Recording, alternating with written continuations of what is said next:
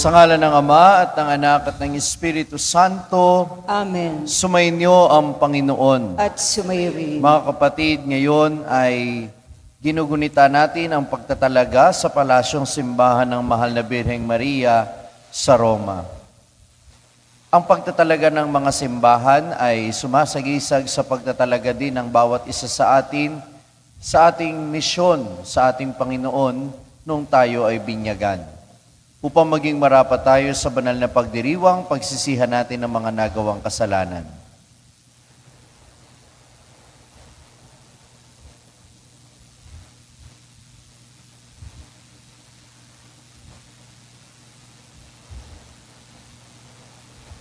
Isinugong tagapagpagaling ng mga nagsisisi, Panginoon, kaawaan mo kami. Panginoon, kaawaan mo kami. Dumating na tagapag-anyaya para makasalanay magsisi, Kristo, kaawaan mo kami. Kristo, kaawaan mo kami. Nakaluklok ka sa kanan ng Ama para ipamagitan kami, Panginoon, kaawaan mo kami. Panginoon, kaawaan mo kami. Kaawaan tayo ng makapangyarihang Diyos. Patawarin tayo sa ating mga kasalanan at patnubayan tayo sa buhay na walang hanggan. Amen. Manalangin tayo.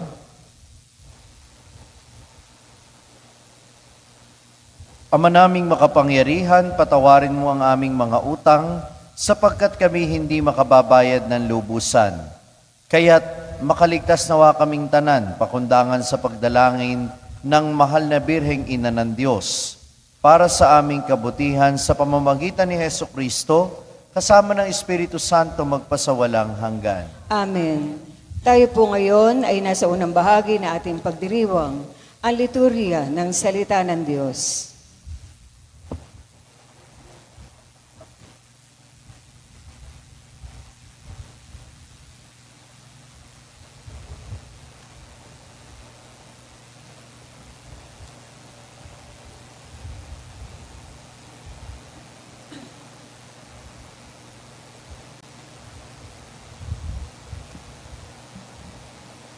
Ang salita ng Diyos mula sa aklat ni Propeta Jeremias. Nang taong ding iyon, ng ikalimang buwan ng ikaapat na taon ng paghahari ni Sedekias sa Huda, si Jeremias ay kinausap ni Ananias, anak ni Propeta Azur ng Gabaon. Sila nooy nasa patio ng templo, sa harapan ng mga saserdote at ng mga tao, ang sabi ni Ananias, ito ang sabi ng Panginoon, ang Diyos ng Israel. Winakasan ko na ang kapangyarihan ng hari sa Babylonia. Sa loob ng 2 taon ay ibabalik ko sa templong ito ang lahat ng kagamitan na kinuha ni Haring Nabucodonosor at dinala sa Babylonia. Ibabalik ko rin dito si Jeconias, anak ni Haring Joaquim ng Huda, at ang lahat ng bihag na taga-Huda na dinala sa Babylonia. Aalisin ko na kayo sa ilalim ng kapangyarihan ng Babylonia. Sinabi ni Propeta Jeremias kay Propeta Ananias nang naririnig ng mga saserdote at lahat ng naroon sa patio ng templo. Amen. Ganyan nga sana ang gawin ng Panginoon. Magkatotoo nawa ang ipinahayag mo. Mapabalik sana rito mula sa Babylonia ang lahat ng kagamitan ng templo at ang lahat ng dinalaroong bihag. Ngunit pakinggan ninyo ang sasabihin ko sa inyong lahat. Ang mga propetang nauna sa atin ay nagpahayag ng magkakaroon ng digmaan, tagutom at salot sa maraming bansa at tanyag na mga kaharian. Kung magkatotoo ang pahayag ng isang propeta na iiral ang kapayapaan, saka lamang natin malalamang ang Panginoon nga ang nagsugo sa kanya. Pagkarinig niyon, kinuha ni Propeta Ananias ang pamatok na nasa batok ni Jeremias at binali. Pagkatapos, sinabi niya sa lahat ng naroroon, sinasabi ng Panginoon na ganito ang gagawin niya sa mga pamatok na inilagay ni Haring Nabucodonosor sa lahat ng bansa, at ito'y gagawin niya sa loob ng 2 taon. At umalis si Propeta Jeremias.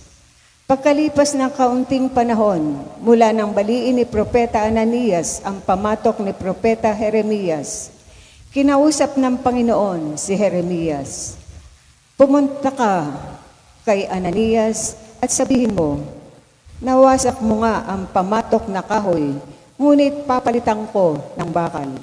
Lalagyan ko ng pamatok na bakal ang lahat ng bansang ito, upang sila'y maglingkod kay Nabucodonosor, at magkakagayon na siya'y paglilingkuran nila, sapagkat ipinilalim ko sa kanya pati ang mga hayop sa parang." At sinabi pa ni Propeta Jeremias, "Ananias, hindi ka sinugo ng Panginoon at pinapaniwala mo sa isang kabulaanan ang mga taong ito. Kaya't ang sabi ng Panginoon, ikaw ay mawawala sa daigdig na ito. Mamamatay ka sa taong ding ito, sapagkat tinuruan mo ang bayan na maghimagsik laban sa Panginoon." At nang 7 buwan nga ng taong iyon, si Propeta Ananias ay namatay. Ang salita ng Diyos. Salmong tugunan, ang ating pong itutugon. Poon, ituro mo sa akin ang utos mo upang sundin. Tayo pong lahat. Poon, ituro mo sa akin ang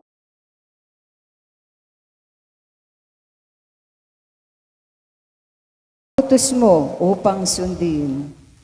Sa landas na di matuwid, huwag mo akong babayaan. Pagkat ikaw ang mabuti, ituro ang iyong aral. Poon, ituro mo sa akin ang utos mo upang sundin. Tulungan mong ihayag ko yaong tunay na balita, yamang sa iyong kahatulan, lubos akong may tiwala. Poon, ituro mo sa akin ang utos mo upang sundin. Sa akin ay magsilapit, ang sa iyo ay may takot, maging yaong mga tao na alam ang iyong utos. Poon, ituro mo sa akin ang utos mo upang sundin. Sana'y lubos kong masunod ang buo mong kautusan, upang hindi mapahiyat, tamuhin ko ang tagumpay. Poon, ituro mo sa akin ang utos mo upang sundin. Nag-aabang ang masama upang ako ay mapatay, ngunit ako'y magbubulay sa bigay mong kautusan. Poon, ituro mo sa akin ang utos mo upang sundin. Hindi ako nagpabaya sa utos mo at tuntunin, pagkat ikaw ang guro ko na nagturo ng aralin. Poon, ituro mo sa akin ang utos mo upang sundin. Tumayo po ang lahat at magbigay galang sa mabuting balita.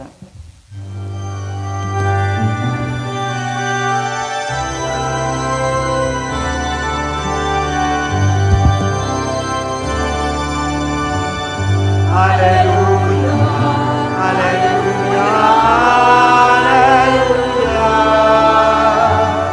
hallelujah, hallelujah,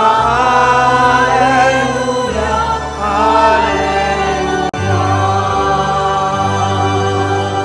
Sumainyo ang Panginoon. At sumayo rin. Ang mabuting balita ng Panginoon ayon kay San Mateo. Papuri sa iyo, Panginoon.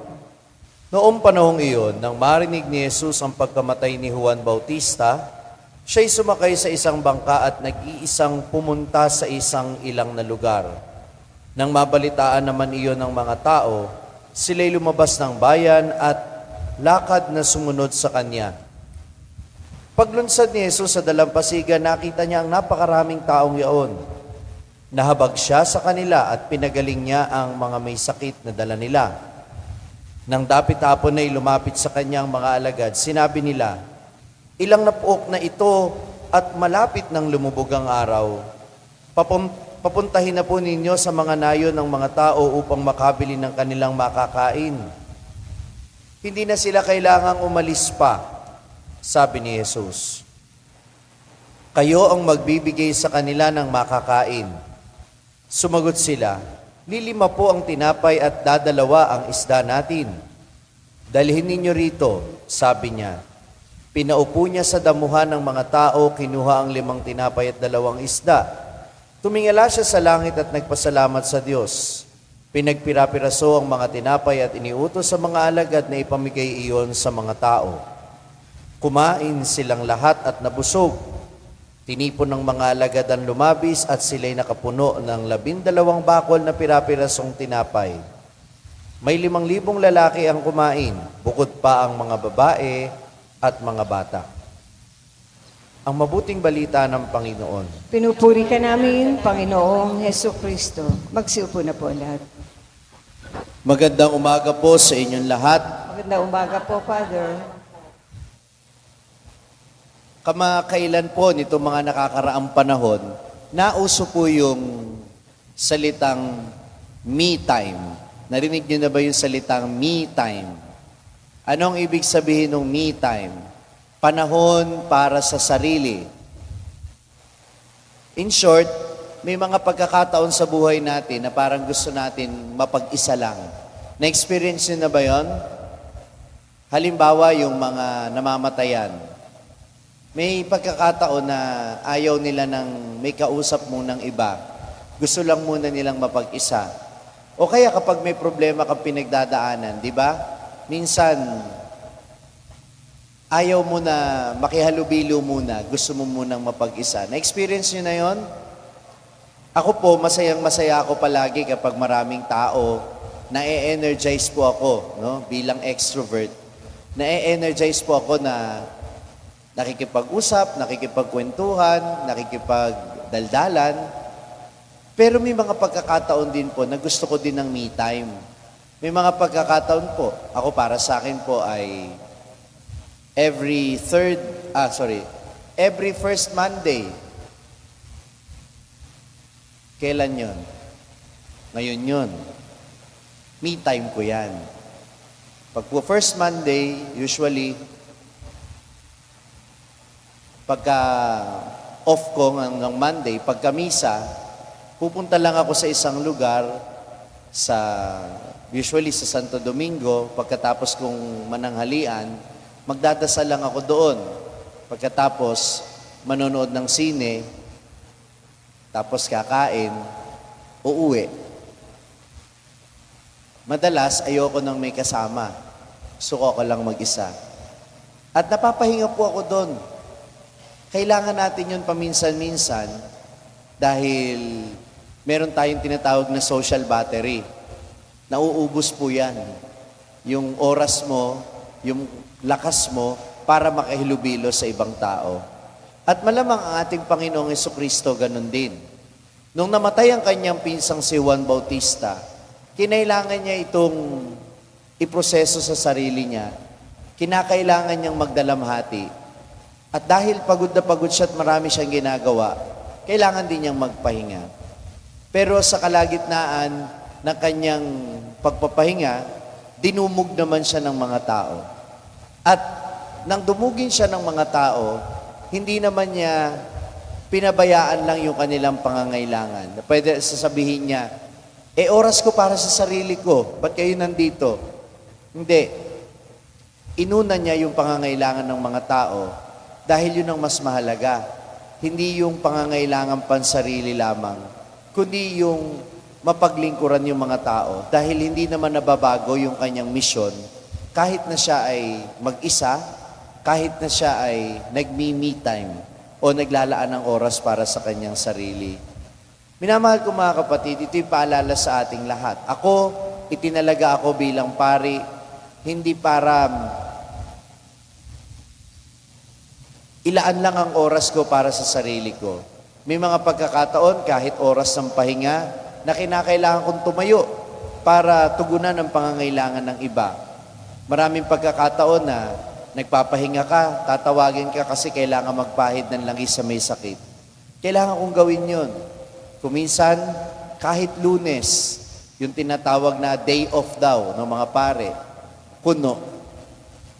Dahil maraming pagkakataon, kahit naka-day off ka, kapag may kailangang, may tawag ng tungkulin, tutugunan mo pa rin. Minsan nga po, nasa mall ako, nagmi-me time, mag-isa lang ako, may lalapit sa'yo, magpapa-pray over. Pwede bang sabihin na, day off ko ngayon ba't ka magpapa-pray over? Hindi. Hanggat maaari, tutugunan pa rin ang pangangailangan nila. At kahit kayo, di ba? Kahit sabihin ninyo nalulungkot kayo, kahit kayo ay hindi maganda pakiramdam ninyo, kahit gusto niyo mapag-isa, pag merong pangangailangan na kailangan tugunan, lalo na para sa inyong mga anak, o kaya para sa inyong mga tungkulin sa buhay, di ba tutugunan nyo pa rin kahit kailangan ninyo ng oras para sa sarili ninyo? May mga oras talagang parang ganon. At sa Ebanghelyo natin ngayon, pinatutunayan na si Jesus ay tunay na mabuting pastol. Kagaya ng mabuting pastol na pinapakain ng mga tupa sa damuhan, kaya pinaupo ni Jesus sa damuhan yung mga tao upang kahit kakaunti yung tinapay at yung isda, ay makagawa siya ng himala para mapakain ang lahat. Gagawin niya ang lahat para ibigay ang pangangailangan ng mga tao. At kahit na nahihirapan siya, gagawin niya ito. Pinapakita rin sa atin sa unang pagbasa, yung tungkulin na ipinagkatiwala kay Jeremias. Kahit marami nang nagagalit sa kanya, patuloy niyang ginawa ang kanyang tungkulin. Hindi niya inisip lamang yung sarili niya. Hindi siya huminto dahil ang inisip niya, may misyon siyang tinanggap sa Panginoon. Sana, ngayong ginugunita natin ang pagtatalaga ng Basilica ng Santa Maria Maggiore sa Roma, maalala nating tayo'y itinalaga din noong binyag. Ang simbahang ito ay itinalaga sa karangalan ng mahal na Birhen na noon ay ipinahayag bilang ina ng Diyos. Yung dogma of the motherhood of God. Itinuturo ng simbahan na si Maria ang ina ng Diyos at ito'y ipinagdiwang sa Roma sa pamamagitan ng pagtatayo ng simbahan sa kanyang karangalan. Ang mahal na Birheng Maria ay nagtalaga din ng kanyang sarili sa misyong inilaan sa kanya ng Panginoon. Hindi niya inisip lang ang kanyang sarili, inisip niya ang kaligtasan na nakalaan sa mundo sa pamamagitan ng kanyang pagsang-ayon sa kalooban ng Panginoon. Minamahal ko mga kapatid, tayo din nagtalaga ng ating mga sarili katulad ng mga simbahang itinatalaga. Kaya sana, kahit na marapat lamang na magkaroon tayo ng oras para sa ating mga sarili, huwag nating isasantabi ang tawag ng tungkulin. Na kapag tayo ay mayroong misyon na dapat gampanan, gawin pa rin natin ito. Tayo man ay naglalaan ng oras para sa ating mga sarili dahil ang tawag ng tungkulin ay walang pinipiling oras. Ang tawag ng Panginoon para makapaglingkod tayo sa Kanya at sa ating kapwa ay walang pinipiling panahon. Kaya sana, huwag tayong magtipid sa ating pagtugon. Amen. Magsitayo na po ang lahat.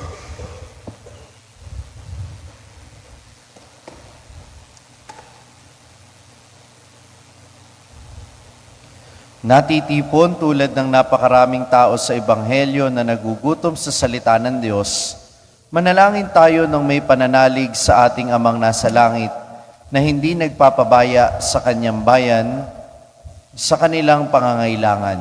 Panginoon, dinggin mo ang aming panalangin. Panginoon, dinggin mo ang aming panalangin. Ang simbahan sa buong mundo, naway sumaksi sa salita at gawa sa pag-ibig at kalinga ng Diyos sa mga nangagugutom at nangangailangan. Manalangin tayo sa Panginoon. Panalangin. Ang mga leader ng mga bansa na may pinanghahawakang matatayog na posisyon at malawak na kapangyarihan, naway tumulong na maipamahagi ang kayamanan ng daigdig upang sa gayon wala ni isang bansa ang malagay sa panganib ng pagkagutom. Manalangin tayo sa Panginoon. Panginoon, dinggin mo ang aming panalangin. Bilang isang komunidad, tayo naway maging mga kapwa na babad sa pananalangin at maging laging handa sa pagbibigay ng ating panahon at karunungan sa pagtulong sa mga naghahanap ng kahulugan sa buhay. Manalangin tayo sa Panginoon. Panginoon, dinggin mo ang aming panalangin. Ang mga may sakit at mga nagdurusa, naway makaranas ng nananatiling pag-ibig ng Diyos. Manalangin tayo sa Panginoon. Panginoon, dinggin mo ang aming panalangin.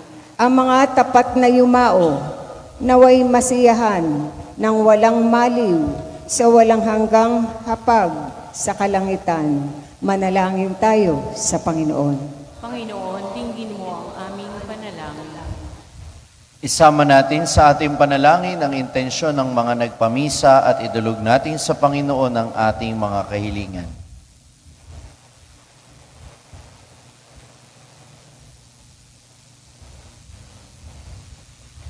Ama naming nasa langit, bigyang pansin kaming nangangailangan ng iyong habag. Punuin mo ang aming mga puso ng iyong pag-ibig at huwag mo kaming ipahintulot na mawalay sa iyo sa pamamagitan ni Kristong aming Panginoon. Amen. Magsiupo na po lahat.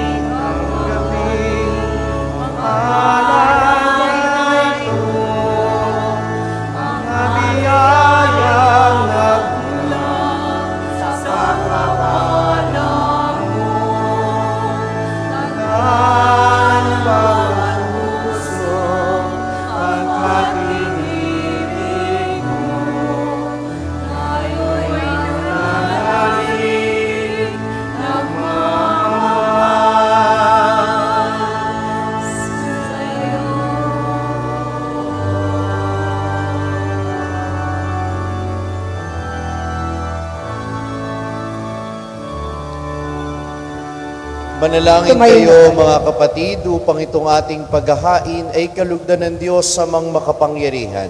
Tanggapin nawa ng Panginoon itong paghahain sa iyong mga kamay, sa kapurihan niya at karangalan, sa ating kapakinabangan at sa buong sambayanan niyang banal. Ama naming lumikha, sa paggunita namin sa mahal na Birhen, hinihiling namin ang aming paghahain ay lakipan mo ng kapupunan, upang kami ay maging handog na ikinalulugod mo kailanman sa pamamagitan ni Hesukristo, kasama ng Espiritu Santo magpasawalang hanggan. Amen. Sumainyo ang Panginoon, At sumayo rin. itaas sa Diyos ang inyong puso at diwa. Tinaas na namin sa Panginoon. Pasalamatan natin ang Panginoong ating Diyos. Marapat na siya ay pasalamatan. Manaming makapangyarihan, tunay ang marapat na ikaw ay aming pasalamatan. Bukod mong pinagpalang maging ina ni Hesukristo, ang mahal na birheng nagpupuri at nagagalak sa iyo. Ikaw ang gumawa ng tanang dakilang bagay, ikaw ang lumilingap sa lahat kailanman. Nilingap mo ang mahal na birhen na binigyan mo na bilang iyong abang alipin, na binigyan mo ng tungkuling kumalinga sa anak mong manunubos namin. Kaya kaisa ng mga anghel na nagsisiawit ng papuri sa iyo ng walang humpay sa kalangitan, kami ay nagbubunyi sa iyong kadakilaan. Santo, Santo, Santo ang Panginoong Diyos ng mahukbo. Napupuno ang langit at lupa ng kadakilaan mo. O sana sa kaitaasan, pinagpalang na paririto sa ngalan ng Panginoon. O sana sa kaitaasan. Magsiluhod po. Ama naming banal, ikaw ang bukal ng tanang kabanalan, kaya't sa pamamagitan ng iyong Espiritu, gawin mong banal ang mga kaloob na ito, upang para sa amin ay maging katawan at dugo ng aming Panginoong Hesukristo.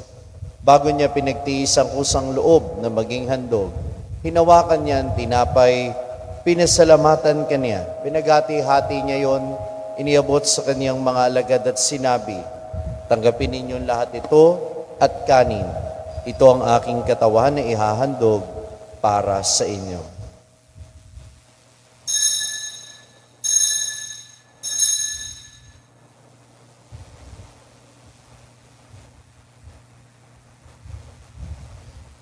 Gayun din naman, nung matapos ang hapunan, hinawakan niya ang kalis, muli kanyang pinasalamatan, iniabot niya ang kalis sa kanyang mga alagad at sinabi, tanggapin ninyong lahat ito at inumin, ito ang kalis ng aking dugo, ng bago at walang hanggang tipan. Ang aking dugo na ibubuhos para sa inyo at para sa lahat, sa ikapagpapatawad ng mga kasalanan, gawin ninyo ito sa pag-alala sa akin.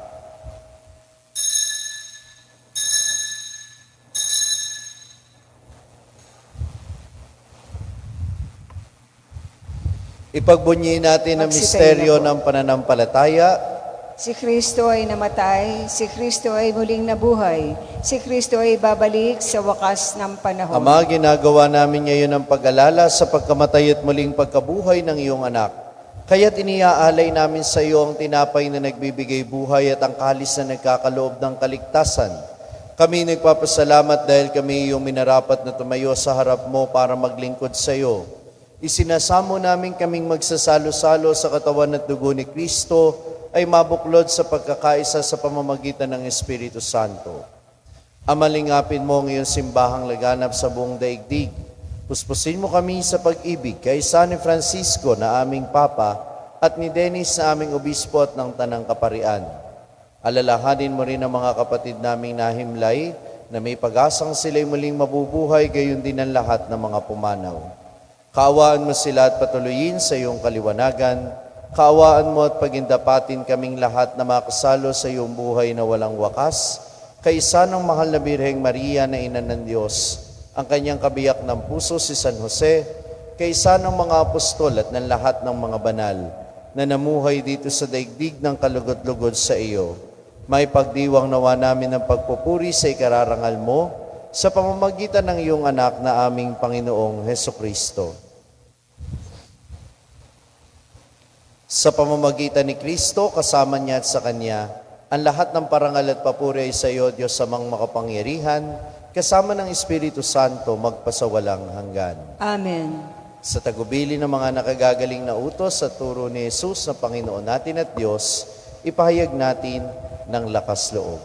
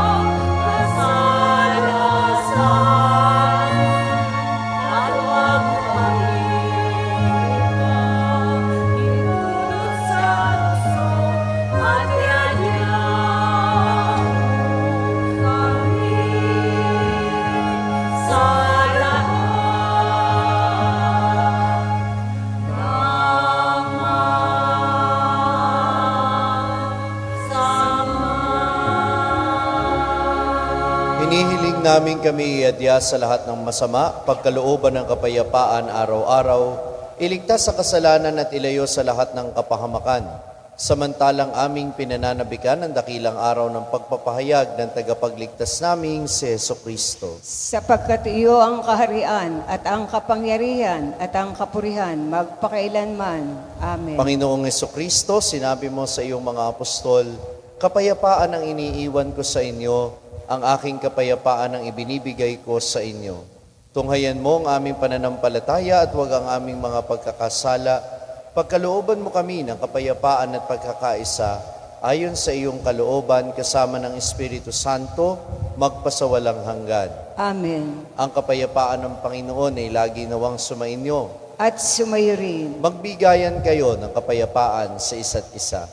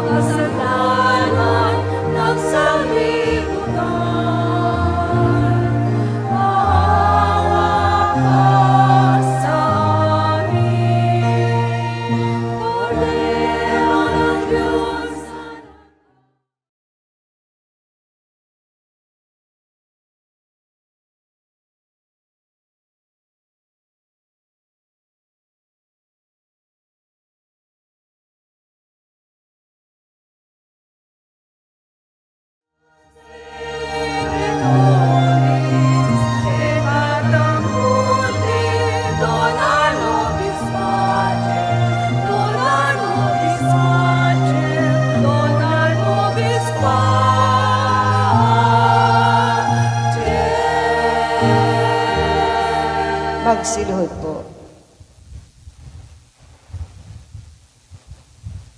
Ito ang kordero ng Diyos, ang nag-aalis ng mga kasalanan ng sanlibutan. Mapalad ang mga inaanyayahan sa kanyang piging. Panginoon, hindi ako karapat-dapat na magpatuloy sa iyo. Ngunit sa isang salita mo lamang ay gagaling na ako.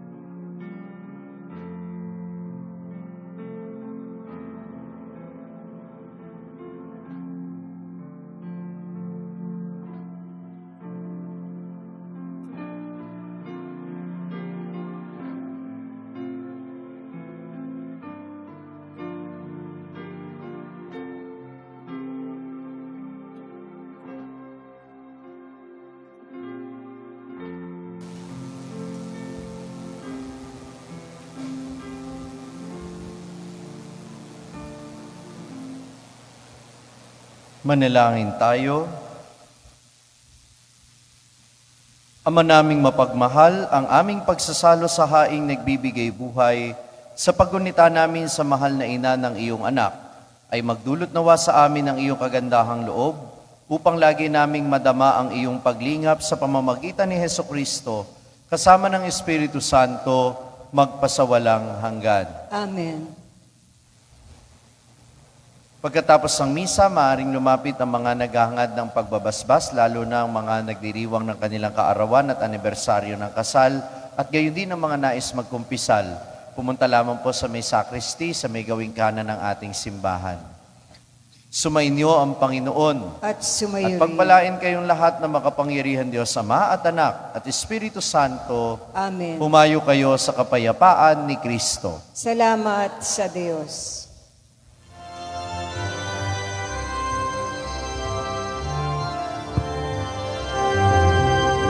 Nuestra Señora del Carmen, mahal na ina namin, patron ng mga saysayang, simbahan ng Parasoy, pagkalain mo po ang parokya, kaya ng aming pamilya,